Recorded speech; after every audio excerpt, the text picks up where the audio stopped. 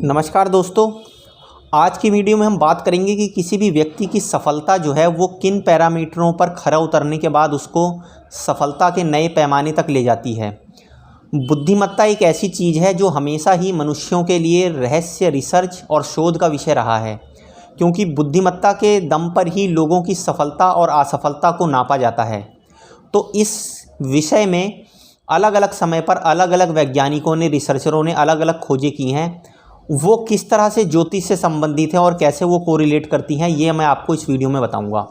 दोस्तों, सबसे पहले जो है बुद्धिमत्ता यानी इंटेलिजेंस को परखने के लिए एक जर्मन साइकोलॉजिस्ट अल्फ्रेड बाइनेट ने 20वीं शताब्दी की शुरुआत में एक टेस्ट जो है लेना शुरू करा, जिसको हम बोलते हैं आईक्यू टेस्ट। इस आईक्यू टेस्ट की मदद से आप किसी भी व्यक्ति का इंटेलिजेंट क्वेश्चन जान सकते हैं। उससे ये पता चलता है कि उस व्यक्ति के सीखने की, उसकी बुद्धि की क्षमता कितनी तेज़ है, उसमें उसकी एनालिटिकल पावर, उसकी कैलकुलेटिव पावर, उसकी रिमेंबरिंग पावर, सब तरह की पावरों को जो है वो मापा जा सकता है। दोस्तों, इसमें जो है वो 4 प्रकार की थ्योरीज जो हैं वो प्रचलित हैं। सबसे पहली है साइकोमेट्री थ्योरी, दूसरी कॉग्निटिव थ्योरी, तीसरी कॉग्निटिव कंटेक्चुअल थ्योरी के नाम से जानी जाती है, और चौथी है बायोलॉजिकल थ्योरी। तो इन चारों के विषय में बताने से पहले मैं आपको ये बताता हूँ कि किस तरह से जो है इंटेलिजेंस के संदर्भ में लोगों की खोज आगे बढ़ती गई। जर्मन साइकोलॉजिस्ट ने जब आईक्यू का सिद्धांत जो है वो दिया, उसके बाद अलग अलग वैज्ञानिकों ने इसके विषय में अलग अलग शोधें प्रकाशित करी, जिसमें एक जर्नल इंटेलिजेंस का सिद्धांत दिया गया। इस सिद्धांत को दिया था ब्रिटिश साइकोलॉजिस्ट चार्ल्स स्परमैन ने। ये 1863 से 1995 के बीच में इनकी जन्म और मृत्यु हुई थी। इन्होंने जर्नल इंटेलिजेंस और जी फैक्टर का कंसेप्ट दिया कि हर सफल व्यक्ति, हर इंटेलिजेंट व्यक्ति के अंदर एक जी फैक्टर होता है, जिसके कारण उसको सफलता मिलती है। उसके बाद जो है एक ऐसी ही रिसर्च छपी साइकोलॉजिस्ट लुइस एल थर्स्टन के नाम से। इनका जन्म 1887 से लेकर 1995 में हुआ। इन्होंने बताया कि इंटेलिजेंस जो है वो किसी एक जर्नल फैक्टर से बंधी हुई नहीं होती है। इसमें 7 डिफरेंट प्राइमरी मेंटल एबिलिटीज इसके साथ जुड़ी होती हैं। उन्होंने 7 कैटेगरीज में इनको डिवाइड किया। सबसे पहली जो है वो एसोसिएटिव मेमोरी के नाम से जानी जाती थी, जिसमें व्यक्ति की मेमोराइज करने की और उस चीज़ को रिकॉल करने की पावर को दर्शाया जाता था।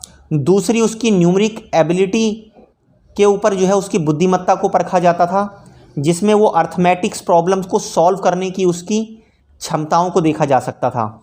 परसेप्चुअल स्पीड की to see the difference and the similarities amount the object, की दूसरी चीज़ों के बीच में क्या सिमिलरिटीज़ हैं और क्या उनके बीच में असमानता है, क्या डिफरेंस है।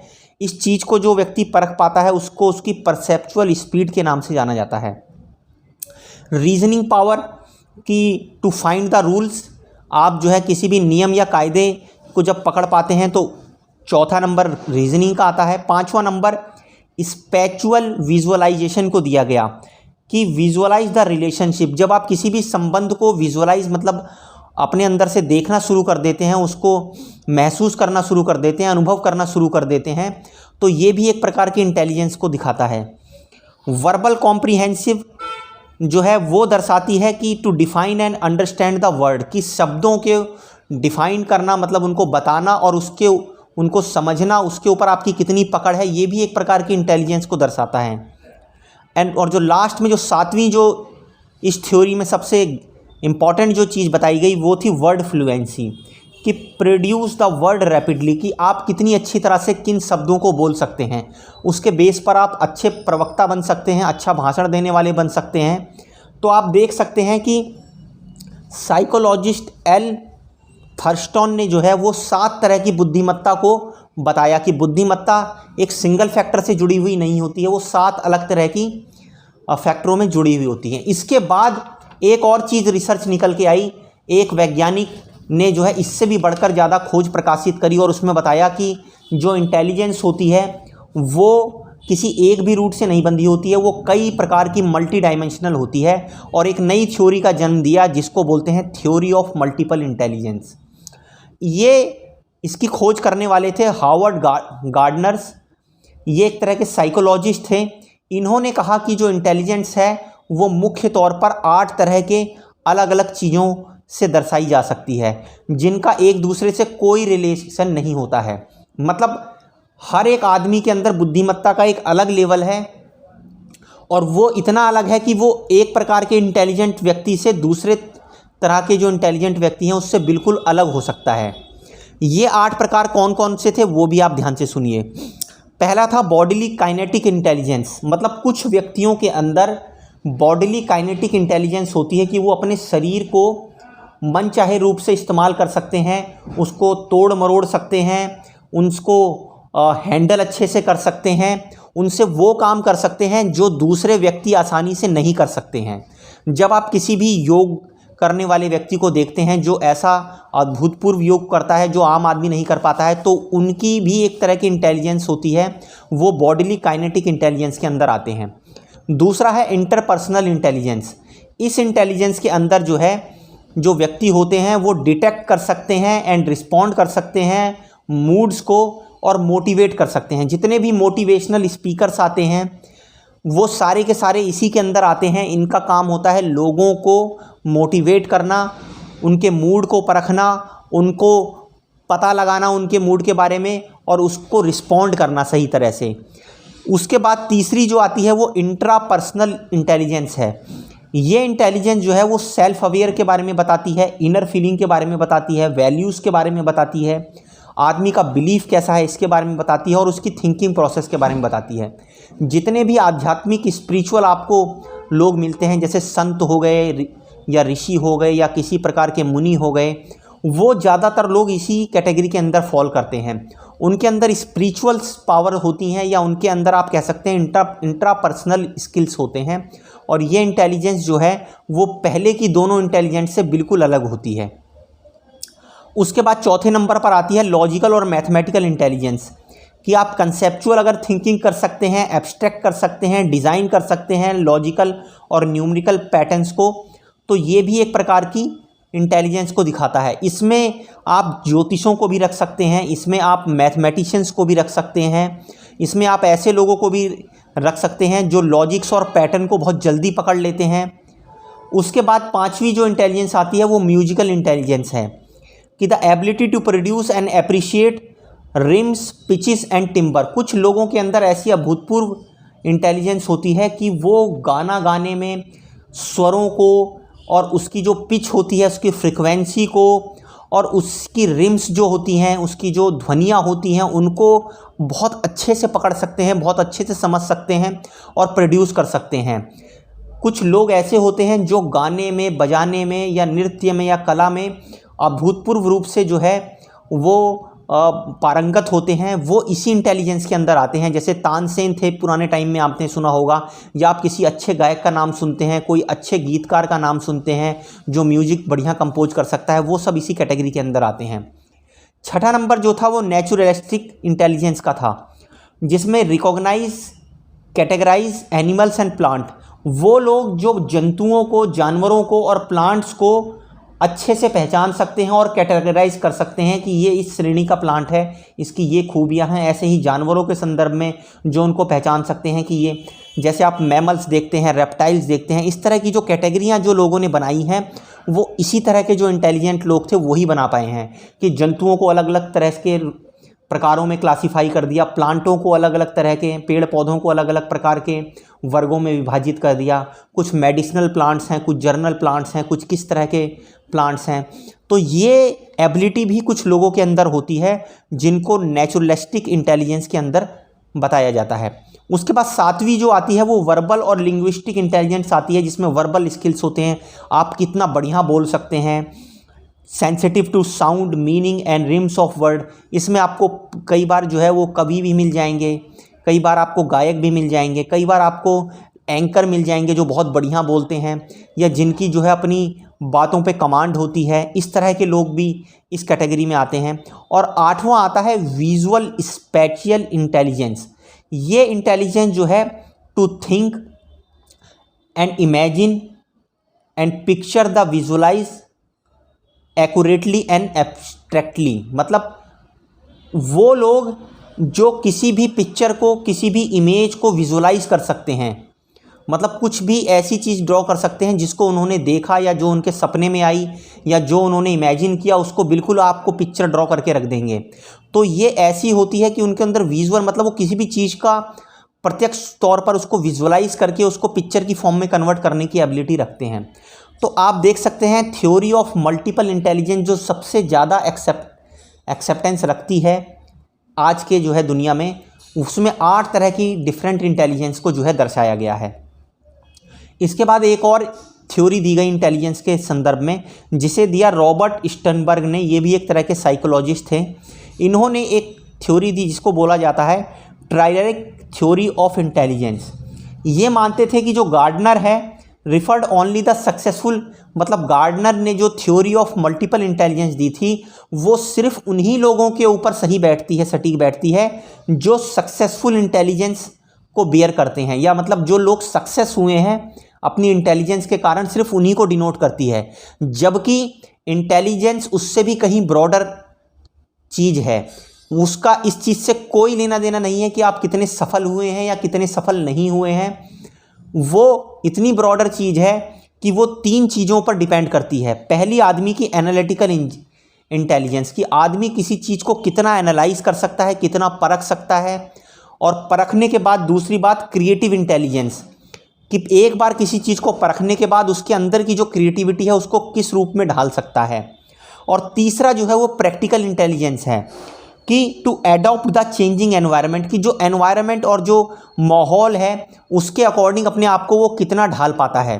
ये 3 चीज़ें जो है उसने इंटेलिजेंस से कंबाइन करके बताई।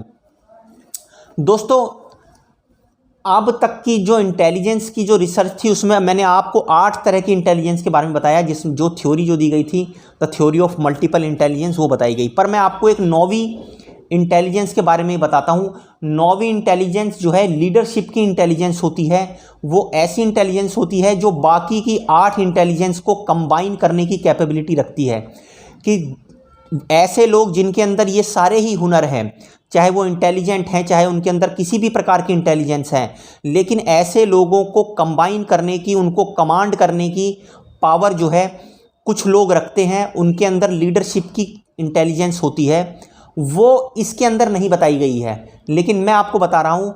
तो जब आप उसको भी इसके अंदर कंबाइन कर लेते हैं तो आपको 9 तरह की इंटेलिजेंस के बारे में पता चलता है। अब ये इंटेलिजेंस जब 9 तरह की इंटेलिजेंस पर आकर रुकती है तो ये 9 ही टाइप की इंटेलिजेंस पे क्यों रुकती है ये भी आपको बताता हूँ। आपने सुना होगा कि पुराने टाइम पर जो है वो महाराजा विक्रमादित्य का बताया जाता है शासनकाल था, और महाराजा विक्रमादित्य के शासनकाल में नवरत्नों का भी जिक्र मिलता है। तो दोस्तों, इतनी पौराणिक ये थ्योरी है कि आज साइंस जिसको प्रूव करके दे रही है कि इंटेलिजेंस जो है वो 9 प्रकार के कैटेगरीज में डिवाइड है। 9 प्रकार के इंटेलिजेंट लोग हो सकते हैं जो एक दूसरे से बिल्कुल अलग हो सकते हैं। किसी के अंदर स्पोर्ट्स की इंटेलिजेंस हो सकती है, किसी के अंदर म्यूजिक की इंटेलिजेंस हो सकती है, किसी के अंदर मैथमेटिक्स की हो सकती है, किसी के अंदर बोलने की इंटेलिजेंस हो सकती है, किसी के अंदर ड्राइंग या पिक्चर करने की इंटेलिजेंस हो सकती है, और सभी एक दूसरे से अलग हैं। तो दोस्तों, यहाँ पर नवरत्न का जिक्र करना इसलिए ज़रूरी है कि महाराजा विक्रमादित्य के दरबार में नवरत्न थे। वो नवरत्न कौन थे उनको संस्कृत में बताया गया है कि 9 प्रकार के वो कौन कौन थे, वो आप सुनिए। वज्रमणि जो शुक्र को दर्शाते थे, वैद्यमणि जो केतु को दर्शाते थे, पद्ममणि जो गुरु को दर्शाते थे, माणिक्यमणि जो सूर्य को दर्शाते थे, मरकत जो बुध को दर्शाते थे, गौमेधिक जो राहु को दर्शाते थे, वृद्धुम जो मंगल को दर्शाते हैं, मुक्ता जो चंद्र को दर्शाते हैं, और नील जो शनि को दर्शाते हैं। उसके बाद जो है इनको जब और डीप में रिसर्च किया गया तो उन 9 लोगों के जो है वो नाम भी पता चले कि वो 9 लोग जो है कौन थे जिनको नवरत्न के नाम से महाराजा विक्रमादित्य के दरबार में बुलाया जाता था। इसमें सबसे पहले थे अमर सिन्हा। अमर सिन्हा जो है वो एक पोएट थे, एक कवि थे, और इन्होंने जो है वो अमर कोशा नामक एक वोकैबुलरी जो है संस्कृत में लिखी थी जो बहुत ही फेमस हुई थी, और उसके शब्द, उसकी शब्दावली इतनी प्रचलित थी कि उस टाइम पर जो है इनको उसका एक्सपर्ट माना जाता था। उसके बाद जो है दूसरे नंबर पर थे धन्वंतरी। धन्वंतरी जो है वो एक प्रकार के चिकित्सक थे, फिजिशियन थे, और इनको जो है वो आयुर्वेद का मास्टर माना जाता था उस समय का। तीसरे नंबर पे थे शंकु। इनको बताया जाता है कि ये एक तरह के आर्किटेक्चर थे, ये किसी भी जगह का आर्किटेक्ट या वास्तु जो है क्रिएट करने में इनको मास्टरी जो है प्रख्यात थी इनकी, और ये किसी भी प्रकार के भवन निर्माण या किसी भी प्रकार का जो मैन्युफैक्चरिंग काम होता था वो इन्हीं की देखरेख में होता था। तीसरे जो थे वो वराहमिहिर थे। वराहमिहिर जो है वो एक एस्ट्रोनॉमर थे, खगोल विज्ञानी थे, उसके साथ साथ ही एस्ट्रोलॉजिस्ट भी थे। ये ज्योतिष होने के साथ साथ अंतरिक्ष विज्ञान का भी ज्ञान रखते थे। पांचवे थे वरुचि। वरुचि जो है वो ग्रामर के ज्ञाता थे, उसके साथ साथ संस्कृत के स्कॉलर भी थे ये, और कात्यायन नाम का इन्होंने बहुत फेमस ग्रंथ लिखा था। छठे थे वेताल भट्टा। वेताल भट्टा जो है एक बताया जाता था कि एक प्रकार के मैजिशियन थे, जादूगर थे। सातवां नंबर जो है वो घाट करोरर नाम बताया गया है, और कुछ लोग जो है वो हरिसेना भी बोलते हैं कि वो थे इनके एक रत्न, जिन्होंने जो है वो प्रयाग प्रस्तुति नाम की एक किताब लिखी थी, जिसको बाद में जो है इलाहाबाद पिलर इंस्क्रिप्शन के नाम से भी दर्शाया गया था। दोस्तों उसके बाद जो है कालिदास इनके दरबार में अगले जो है आठवें रत्न थे, जो महाकवि कालिदास थे, जिन्होंने कई प्रकार की रचनाएं और ग्रंथ लिखे थे, उनके बारे में सभी जानते हैं। और नौवें थे कशनपका। ये भी एक प्रकार के एस्ट्रोलॉजर थे, ज्योतिष थे, लेकिन ऐसा कहा जाता है कि जो शंकु थे, जो वेताल भट्टा थे, जो कशपनका थे और जो घटा करपरा थे, उनके बारे में बहुत ही कम जानकारी जो है वो उपलब्ध है। तो दोस्तों आप देख सकते हैं कि यहाँ पर जो 9 लोग थे वो 9 लोग अलग अलग सब्जेक्टों के, अलग अलग विषयों के जो है वो जानकार थे, और उनकी जानकारी एक दूसरे से बिल्कुल ही अलग थी। उनको नवरत्न का नाम दिया गया था, और सारे ही इंटेलिजेंट लोग थे, सारे ही अलग प्रकार की बुद्धिमत्ता रखने वाले लोग थे, जिनको नवरत्न का नाम दिया गया था। लेकिन यहाँ पर एक बहुत इम्पॉर्टेंट और ध्यान देने वाली बात यह है कि इन नवरत्नों को ग्रहों के साथ जोड़ा गया था। जो 9 ग्रह हैं उनके साथ इनको जोड़ा गया था। तो ये 9 ग्रह कौन कौन से हैं? सूर्य, चंद्र, बुध, शुक्र, मंगल, बृहस्पति, शनि, राहु और केतु। तो इन्हीं से जुड़ी हुई इंटेलिजेंस हर व्यक्ति के अंदर पाई जाती है। जिस व्यक्ति के अंदर जिस ग्रह का स्तर या जिस ग्रह की प्रबलता होती है, उसके अंदर वो इंटेलिजेंट ज़्यादा पनपती है। अगर आपका बच्चा पढ़ाई में अच्छा नहीं है तो किसी ना किसी ऐसी चीज़ में ज़रूर अच्छा होगा जिसके अंदर उसकी महारत होगी, चाहे वो उसकी म्यूजिक में महारत हो, चाहे उसकी स्पोर्ट्स में महारत हो, चाहे उसकी किसी बॉडी से संबंधित चीज़ में महारत हो, चाहे उसकी किसी जानवरों या किसी पेड़ पौधों से रुचि में महारत हो, या किसी गणित का विशेष ज्ञान हो, या ज्योतिष या किसी प्रकार के पैटर्न को जो है पहचानने में उसका ध्यान हो। लेकिन उसके अंदर कुछ ना कुछ एक ऐसी छुपी हुई प्रतिभा जरूर होगी जिसको वो नहीं जानता है, जिससे वो अनभिज्ञ है। तो दोस्तों इसके बाद जो है इसी पैटर्न को, इस नवरत्न वाले पैटर्न को अकबर ने भी फॉलो करा, क्योंकि 9 प्रकार की अलग तरह की बुद्धिमत्ता होती हैं। ये प्राचीन भारत में शुरू से ही लोगों को पता था, और उसी पैटर्न को फॉलो करते हुए अकबर ने भी अपने दरबार में नवरत्नों को रखा हुआ था। अकबर के नवरत्न कौन कौन थे ये भी आप ध्यान से सुनिए। पहले जो नवरत्न थे वो थे अबुल फजल इन मुबारक, ये प्राइम मिनिस्टर थे, ये काफ़ी बुद्धिमान माने जाते थे। उसके बाद दूसरे थे राजा टोडरमल, इनको फाइनेंस मतलब आर्थिक और कॉमर्स मिनिस्ट्री का जो है जिम्मा दिया हुआ था। तीसरे थे अबुल रहीम खान, इनको डिफेंस मिनिस्टर रखा गया था, ये सुरक्षा संबंधी चीज़ों को ये देखते थे। चौथे थे राजा बीरबल, इनको फॉरेन मतलब विदेश मंत्रालय दिया हुआ था। पांचवें थे मुल्ला दो प्याजा, ये होम मिनिस्टर थे, ये गृह मंत्रालय देखते थे। छठे थे फैजी, जिनको एजुकेशन मिनिस्टर और जो भी रॉयल प्रिंसेस होते थे उनका मेंटर बना रखा था, उनका गुरु बना रखा था। सातवें थे फ़कीर अजीउद्दीन, ये एक रिलीजियस मास्टर थे, ये धार्मिक मामलों के विशेषज्ञ थे। आठवें थे तानसेन, जो सिंगर और कल्चरल एक्टिविटी के जो है बहुत फेमस नाम है, तानसेन का नाम सभी ने सुन रखा है। और नौवें थे राजा मान सिंह, जो chief of staff of Mughal army थे, मतलब मुग़ल आर्मी के जो चीफ ऑफ स्टाफ थे वो राजा मानसिंह थे। तो आप देख सकते हैं अलग अलग प्रतिभाओं को अकबर ने अपने दरबार में रखा हुआ था और उन्हीं से संबंधित काम में उनको जो है लगाया हुआ था। दोस्तों इसी तरह से दक्षिण के राजा कृष्णदेव राय के बारे में भी बताया जाता है कि उन्होंने भी अपने दरबार में नवरत्न रखे हुए थे। 9 ऐसे लोग थे जिनको अलग अलग विषयों का महारत हासिल थी। कोई एस्ट्रोलॉजी में महारत किसी को हासिल थी, किसी को ज्योतिष में, किसी को खगोल विज्ञान में, किसी को गणित में, किसी को म्यूजिक में, किसी को नाचने गाने में, किसी को चित्रकारी में। तो इस प्रकार की अलग अलग तरह की इंटेलिजेंस को ज्योतिष शुरू से ही मानता रहा है, क्योंकि वो नवग्रहों के ऊपर ही इन बुद्धिमत्ताओं को तौलता है। 8 प्रकार की जो intelligence the theory of multiple intelligence में दी गई है, उसमें एक और जुड़ती है जो बाकी की 8 इंटेलिजेंस को लीडरशिप और कमांड करने की काबिलियत रखती है। उसका लोहा जो है 8 की 8 जो बाकी की इंटेलिजेंस होती हैं वो मानती हैं, और वो इनको पिरोकर जो है वो सामाजिक डेवलपमेंट के कार्य करते हैं और उसके साथ साथ जो है अनेक प्रकार की समृद्धि सभ्यताओं में लेकर आते हैं।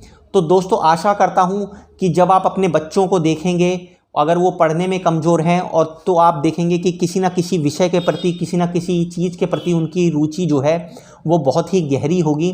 अगर आप उस रुचि को और डेवलप करेंगे बचपन से ही तो वो मजबूत हो जाएगी और उनको इंटेलिजेंस और सफलता के उस शिखर तक लेकर जाएगी जो उन्होंने कभी अपनी कल्पना में भी नहीं सोचा होगा।